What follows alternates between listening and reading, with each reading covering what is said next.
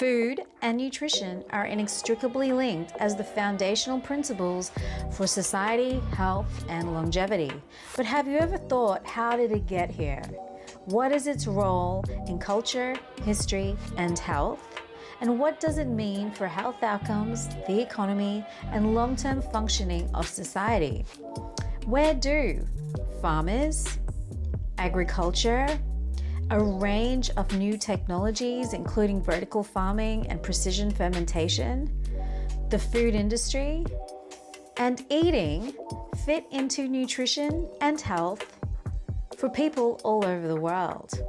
Well, my name is Dr. Anneline Padayachee, and this is pretty much what I do day in, day out, looking at how food is produced and what happens after we have consumed it, it's worked its way through digestion, and its impact on human health. Middle East is where dairy products were first from, fermented yogurts, those sort of things.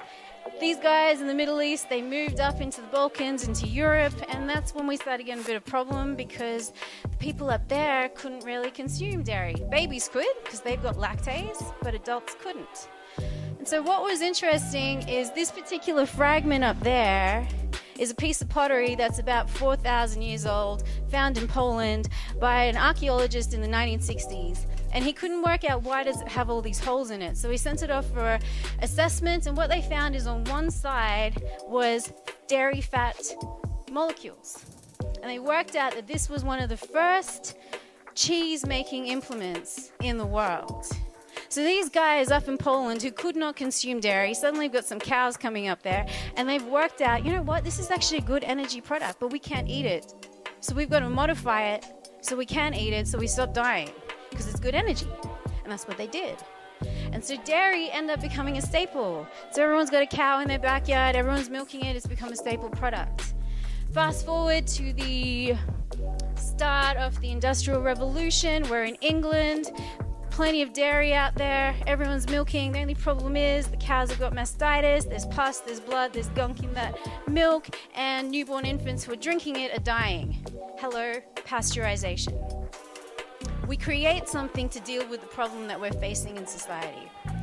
With over 20 years of experience covering the food industry, research in academia, even regulations, I have a very deep understanding of how the food supply affects nutrition and health outcomes. Some of the ink that you saw in that video clip is actually created by food wastes. So they've collected carrot puree, for example, pulp that's usually wasted, created it into a powder, and then reconstituted it to create these little lizards. That would be one of the first questions, like what's in it? Yeah, you can make it look good, but what's in it? What's in it? So the ink is actually quite fascinating, and there's a lot of opportunity to use 3D printed foods for, say, specific populations, like the aging population, where it's nutritionally created food products that look like a steak, not just slop on a plate. Yeah. You know what I mean? Yeah.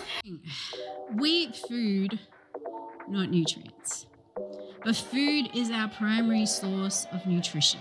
It's the primary source of nutrients. I mean, unless you're sick, in hospital on an IV drip and given a medicated diet, that's different. But for everybody else, we eat food, not individual nutrients. Yes, there's a time and a place for supplements, but overall, it is about total diet quality.